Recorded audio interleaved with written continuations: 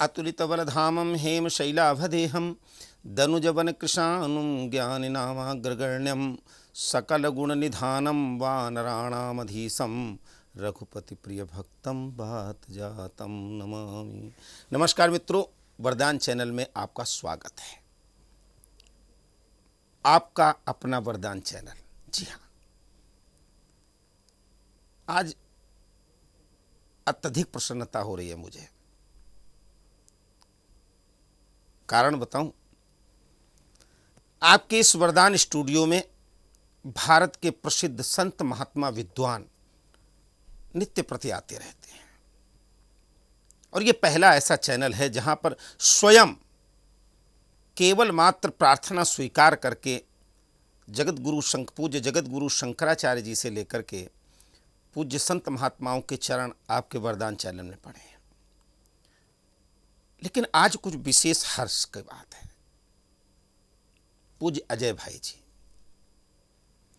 जिन्होंने भारतीय संस्कृति, भारतीय परंपरा, गौ, गंगा, गीता, गायत्री पर छोटेपन से ही,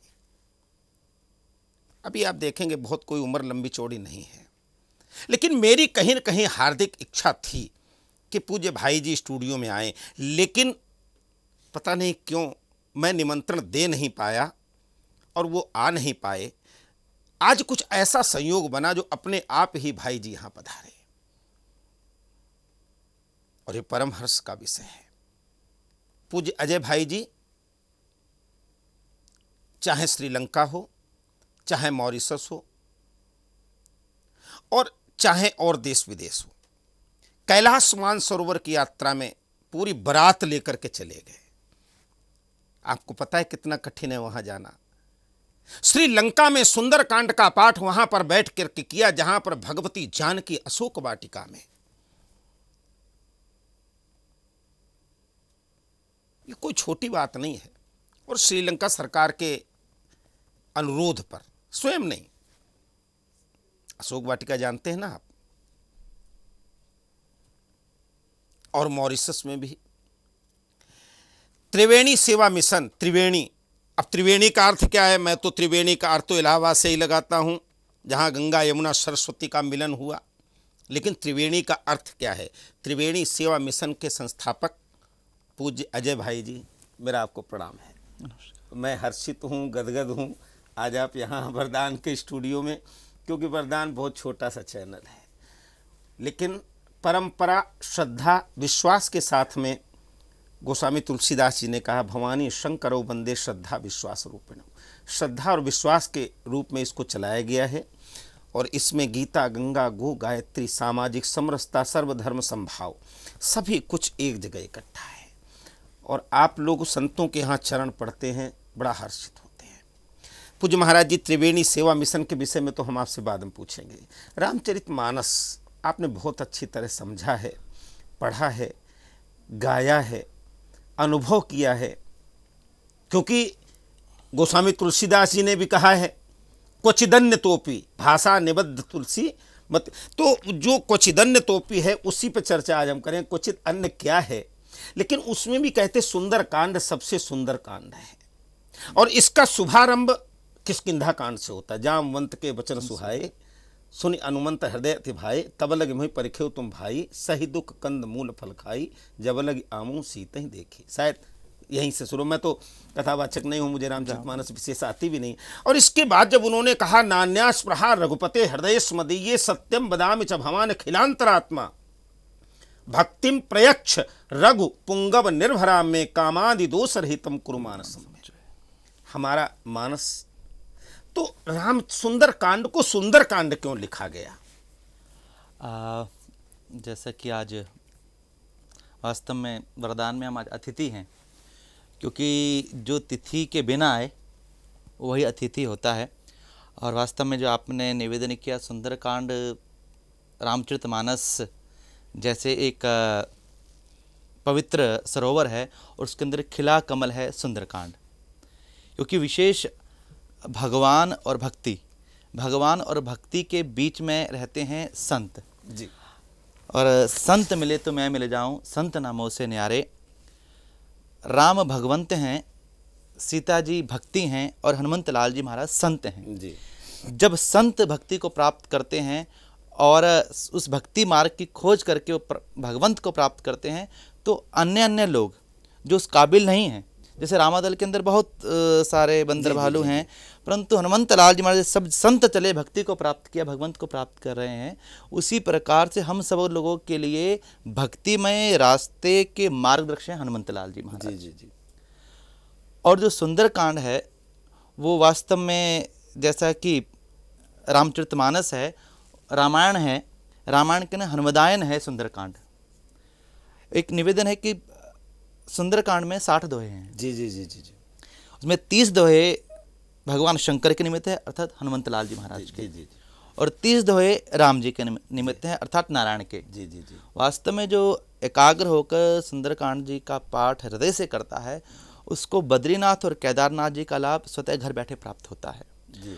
और जिस प्रकार से अगर हम ये कहें कि मक्खन जैसे होता है, दही को बिलोएं और मक्खन निकले, तो रामायण का जो माखन स्वरूप है वो हनुमंत लाल जी महाराज का ये लीलामय वर्णन है सुंदरकांड जी का पाठ। सुंदरकांड जी के अंदर जो विशेषता है, सुंदरकांड जी को जैसे हम सभी लोग पढ़ते हैं, आपने कहा पढ़ें, मैं तो एक निवेदन करता हूँ कि सुंदरकांड पढ़ा नहीं जाता, जा पर कृपा राम की होई ता पर कृपा करे सब कोई। सुंदरकांड हनुमंत लाल जी महाराज की विशेष कृपा से ही प्राप्त किया जाता है। और हमारे जीवन के दर्शन को हम जीवन कैसे जिएं, यह दर्शाता है हमें सुंदरकांड। जी जी जी। जामवंत के वचन सुहाए, जी जी जी, यहाँ से सुंदरकांड जी प्रारंभ होता है।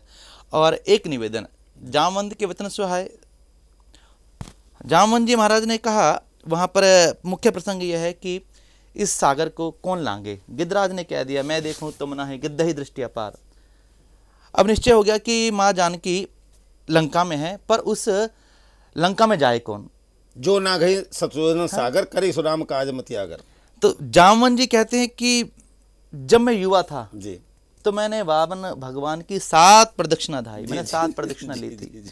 अंगद कहता मैं चला तो जाऊं, फिर तीवारा, पर वापस कैसे आऊं, इसमें संशय है। तब हनुमंत लाल जी महाराज को जामवंत जी ने, जैसे घर के बड़े बुजुर्ग होते हैं, उनकी बात समझाया कि राम काज लिए तब अवतारा, और सुनत हनुमंत लाल जी महाराज भरे प्रवताकारा। जैसे कहा आपका तो जन्म ही राम काज के लिए हुआ है और हनुमंत लाल जी महाराज प्रवताकार हो गए और चल पड़े, वैसे ही जीवन में एक याद रखें, हम जीवन में जो भी काम कर रहे हैं, जब तक हम कहेंगे कि मैं कर रहा हूं और मेरे द्वारा हो रहा है, तो कुछ नहीं हो पाएगा। लेकिन इसमें जो कहा है पवन तनय बल, पहले तो सुग्रीव ने एक भूमिका बांधी, हनुमान जी कुछ नहीं बोले, पवन तनय बल पवन समाना, बुद्धि विवेक विज्ञान निधाना, कवन सुकाज कठिन जगमाही, जो नहीं होए ता तुम पाही।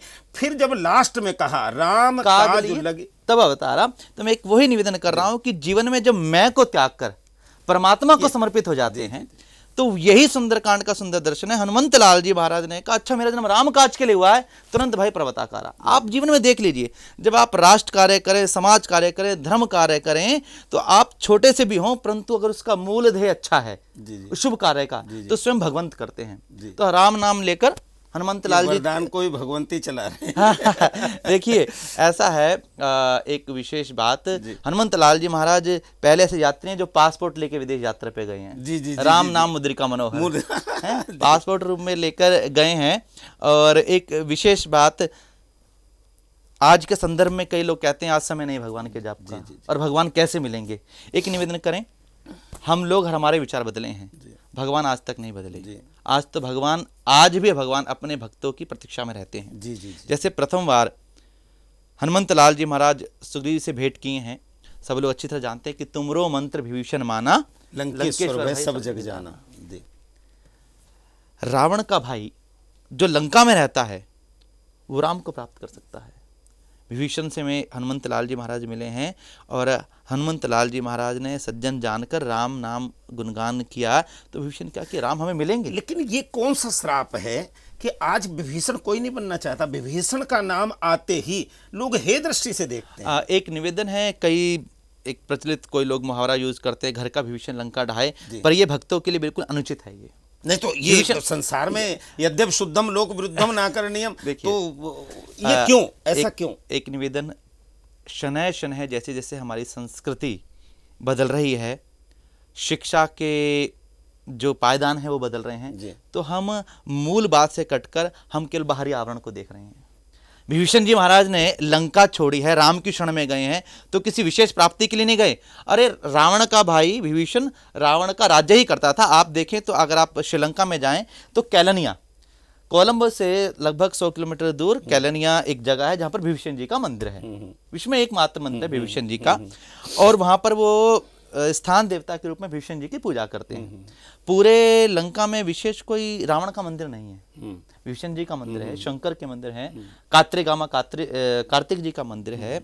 एक निवेदन, जिस प्रकार से मीराबाई को जब ये लगा कि चित्तौड़ में पूर्ण भक्ति नहीं हो सकती, तो वो छोड़कर उस स्थान को छोड़कर वृंदावन आ गई। उसी प्रकार से विभीषण ने जब जान लिया कि अब यहाँ पर राम की जो भक्ति वो पूर्ण रूप से नहीं हो सकती, रावण को समझा लिया। जब रावण नहीं समझा तो विभीषण जी महाराज सब कुछ छोड़कर राम की शरण में आ गए। किसी धन्य लालच के कारण नहीं आए। घर का विभीषण लंका ढाए, वो ऐसी स्थिति में कि किसी लालच में गए। लेकिन उनको मिला तो ना, जाते ही राम तिलकते ही सारा। देखिए, एक निवेदन है, जब विभीषण जी राम की शरण में आए तो सुग्रीव जी ने कहा कि हमारा भेद लेने के लिए आया है। हाँ, वो तो भेद लेन भटवा सकते ही। तो कहा कि हमारा भेद लेने के लिए आया है। भगवान ने कहा हमारा भेद वो लेगा जब हमारे में भेद होगा।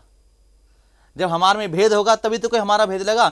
हम तो बिल्कुल निर्मल हैं, क्योंकि परमात्मा को पाने की शर्त है निर्मल मन जन सोमहि पावा मोहे कपट छल छिद्र न भावा। और विभीषण जी आए निर्मल मन से आए हैं, तो भगवान ने तुरंत गले से लगा लिया। संत समाज में एक बड़ी भाव कथा कही जाती है। देखिए, जब दृष्टांत किया जाता है तो भाव जगत है, और परमात्मा कोई केवल अभिव्यक्ति हैं। परमात्मा केवल अभिव्यक्ति हैं, हमारा भाव है। किसी ने कहा भगवान आप भी थोड़ा सा भेदभाव करते हैं। राम जी ने कैसा क्यों कहा? कहा जी पहले अपने 2 बड़े भाइयों के सताए 2 छोटे भाई आपकी शरण में आए हैं। पहले को आपने बड़ी देर में दिया, परंतु दूसरे को आपने आते ही दे दिया। भगवान राम ने कहा भाई ऐसा क्यों? कहा देखिए, जब सुग्रीव आपकी शरण में आया तो पहले आपने बाली का उद्धार किया और फिर उसको राज तिलक दिया। परंतु अभी रावण राज्य कर ही रहा है और विभीषण आपकी शरण में आए और आपने आते ही इसका राज तिलक कर दिया, जलाभिषेक से राज तिलक कर दिया। ये भेदभाव नहीं, जो पहले आया उसे बाद में दिया और जो बाद में आया उसे पहले मिला।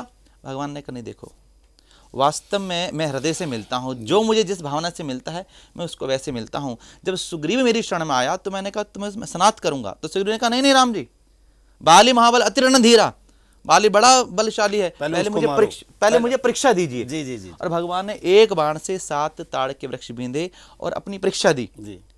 परंतु विभीषण लंका में बैठा भगवान की परीक्षा नहीं कर रहा था, भगवान की प्रतीक्षा कर रहा था। मेरे भाई बहन याद रखें, भगवान कभी किसी परीक्षा का विषय नहीं है कि मेरा अमुक काम हो जाए तो मैं काम करूं, मेरा अमुक काम हो जाए तो मैं प्रार्थना करूं।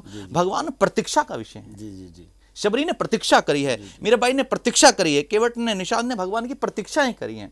और भगवान और रामचरितमानस की एक विशेष बात है, जो भगवान का बना, जिसने भगवान की प्रतीक्षा करी, प्रेम किया, तो अपने घर बैठे राम आपसे मिलने के लिए आते हैं। महाराज जी, प्रतीक्षा की, सब कुछ किया, लेकिन विभीषण के विषय में जो संपत्ति शिव राम नहीं दीन दिए दसमाथ और सोई संपदा विभीषण सकुच दीन रघुनाथ। सकुच, ये संकोच क्यों हो रहा है? सकुच दे, इतने बड़े सब कुछ दे दिया फिर भी संकोच हो रहा है, वो क्यों हो रहा है? देखिए, जो ब्रह्मांड दे सकता है वो केवल छोटी सी लंका भेंट कर रहा है, ये भगवान का संकोच है। वास्तव में जो भगवान के पास आए तो भगवान अपना सब कुछ दे देते हैं। जी। तो किसी ने कहा, ये एक सुंदर बात अभी रह गई थी, सुंदर बात किसी ने कही कि आपने, आज हम आदर्श राम की बात करते हैं, उसका भाव क्या है? संत भाव बड़े हृदय से कहते हैं।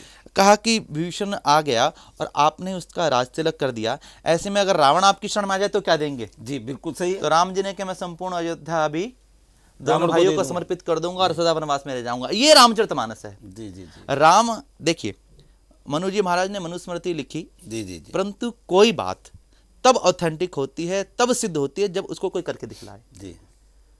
तो मनु महाराज ने मनुस्मृति लिखी और भगवान ने कहा ठीक है, इस पूरी मनुस्मृति को जीने के लिए मैं आऊंगा। और वास्तव में राम किसी जाति, वर्ग, देश, धर्म का आदर्श नहीं है, वह संपूर्ण मानव जाति का आदर्श है। मुझे अच्छी तरह याद है। लेकिन मैं बीच मानव जाति का आदर्श, भगवान राम राघवेंद्र सरकार लीला कर रहे हैं, मैं कछु करब ललित नर लीला। हनुमान जी मिले। जो इसमें कई प्रसंग आते हैं, सत जोजन तहि आनन कीन्हा, अति लघु रूप पवन सुत लीन्हा, बदन पैठ पुनि बाहर आवा, मांगी विदा ताहि सिरुनावा।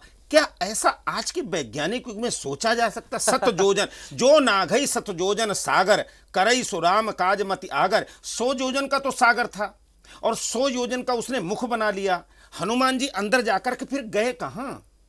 एक निवेदन है, देखिए, जो लोग विज्ञान को जानते हैं, सुरसा ने 64 योजन का मुख बनाया और तुरंत पवन सुत 32 वयु।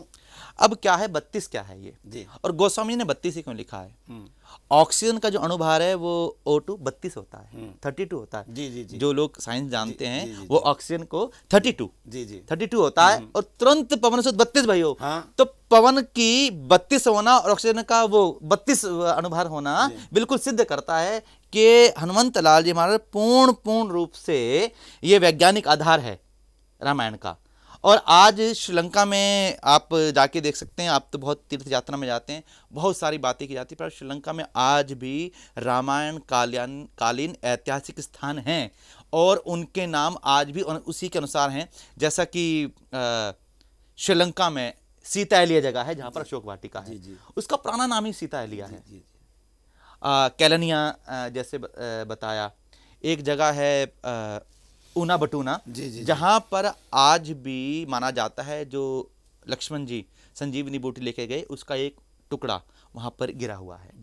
और जब उसकी वैज्ञानिक रिसर्च होती है तो धौलगिरी पर्वत का जो ज्योग्राफिकल वो है स्ट्रक्चर है, जो वहाँ की भूमिका है, वो छोटे से टुकड़े का पाता है। कालूतारा जगह है श्रीलंका में, वहाँ पर वो जगह है।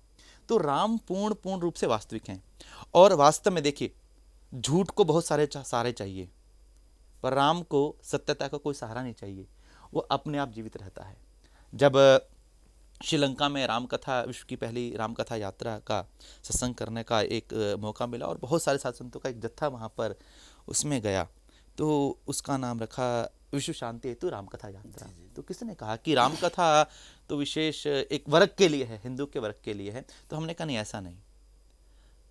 रामचरितमानस का जो मूल ध्येय है वो राम जैसे चरित्र वाले मानस का निर्माण करना है। और आज व्यक्ति का निर्माण करना ही संस्कृति का, शिक्षा का ध्येय होना चाहिए। जी।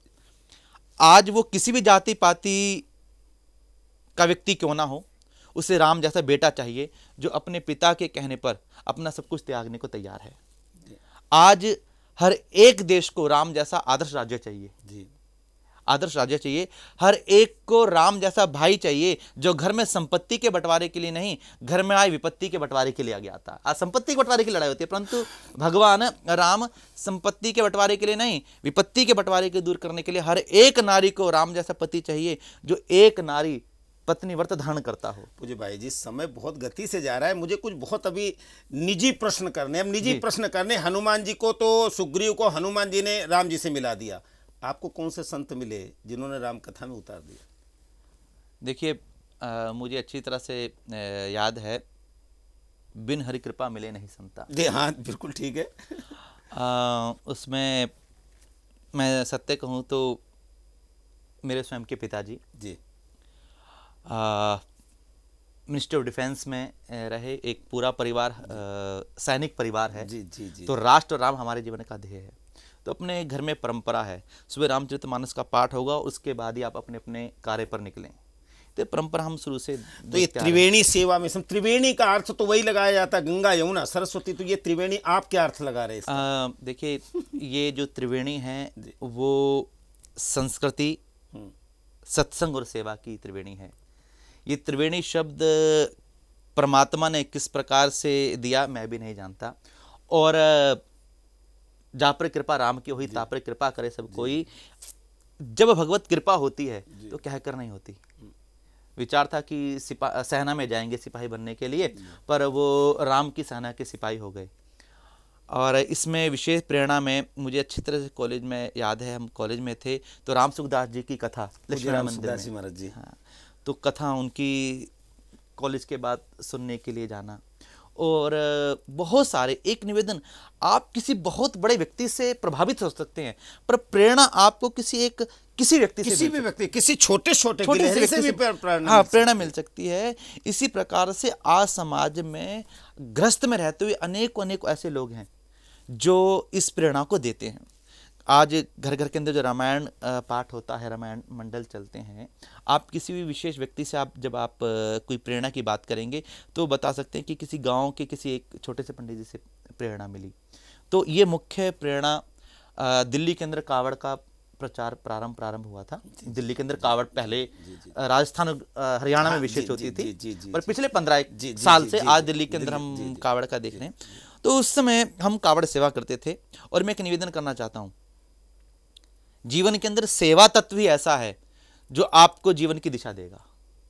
चलिए, सेवा तत्व का ये आपने बहुत अच्छी एक मूल मंत्र बता दिया। मैं केवल, क्योंकि समय मेरा समाप्त होने जा रहा, पता नहीं कैसे समय बीत गया। संकल्प, भविष्य का संकल्प आपका क्या है भविष्य में? क्योंकि आप देखिए आज की डेट में क्या होता है, थोड़ा कोई कथावाचक बन जाता है, लंबे चौड़े वस्त्र पहनना शुरू कर देता है, लंबी चौड़ी गाड़ियां लेना शुरू कर देता है और सुंदर सुंदर वस्त्र। आप तो बिल्कुल सीधे साधे, आपने लंका में कथा की, आपने मॉरिशस में कथा की, आपने विश्व के अन्य देशों में कथा की। त्रिवेणी सेवा मिशन के द्वारा आप निरंतर भारतीय संस्कृति के साथ साथ में गरीब सेवा कर रहे हैं। आपने सुंदरकांड पाठ आज आप जो हम सुनेंगे, और दर्शकों आपको बता दें, आपको भी तुरंत जल्दी से जल्दी सुंदरकांड पाठ सुनने को मिलेगा। इन सब तो ठीक है, लेकिन भविष्य क्या जो स्वरूप है सेवा का, जो संकल्प है, यही बरकरार रहेगा? देखिए, बदलते युग में हम नहीं बदले, यही हमारी संस्कृति है जी। राम कृपा से हमारे जीवन का जो लक्ष्य है, विश्व रामायण धाम की स्थापना करना। जी। कहाँ? उसके लिए दिल्ली के लिए दिल्ली में विश्व रामायण धाम, और जहां पर समग्र विश्व में सत्यनारायण रामायण, कोटि रामायण है। रामायण रामायण और राम से संबंधित आज बहुत सारे लोग ऐसे हैं जो इस विषय पर PhD कर रहे हैं, डॉक्टरेट कर रहे हैं। तो ऐसे सब के लिए एक विश्व का ऐसा रामायण धाम जहां पर समग्र रामायण जीती जाती हो। चलिए, समग्र रामायण का संकल्प मर्यादा पुरुषोत्तम भगवान राम राघवेंद्र सरकार। बहुत से लोग प्रयत्न करते हैं, बहुत से लोग कोशिश करते हैं, लेकिन पूज्य अजय भाई जी और पूज्य अजय भाई जी का जो संकल्प है, बहुत सुंदर संकल्प है। आज के युग में जहां पर सब कुछ बदल रहा है, रामचरितमानस में जो भाई भाई का प्यार दिया, पति पत्नी का प्यार दिया, राजा प्रजा का फूले फले सदा तरुकानन रहेंगे, एक संग गज पंचानन वैर उनकर काहूसन कोई, राम प्रसाद विषमता खोई, विषमता दूर हो। पूज्य अजय भाई इसीलिए कार्य कर रहे हैं, इसीलिए सत्संग की सेवा की त्रिवेणी का प्रवाह अनवरत जारी है। और मैं समझता हूं, अगर ऐसे संत, भारतीय संस्कृति के उन्नायक, ऐसे संत, भगवा वस्त्र मत देखें आप, केवल भगवे वस्त्र वाले ही संत मत समझें, सफेद वस्त्र में भी संत। संत कौन है? अंतिम बात कहकर विश्राम देता हूं। संत हृदय नवनीत समाना, कहा कविन पर कहे न जाना, निज परिताप द्रवई नवनीता, संत द्रवई पर दुख सुपनीता। जो दूसरे के दुख को देख करके द्रवित हो जाए, वो संत है। और पूज्य अजय भाई जी सीधे साधे सरल, कोई अपॉइंटमेंट नहीं, कोई किसी से कभी भी मिल सकते हैं, कभी भी अपनी बात कहते हैं। लेकिन जब मंच पर बैठ करके रामचरितमानस का मार्गदर्शन करवाते हैं, व्याख्यान देते हैं, तो संभवतः ऐसा लगता है कि आधुनिक कलयुग के तुलसी ही आकर के और इस रामचरितमानस का गायन कर रहे हैं।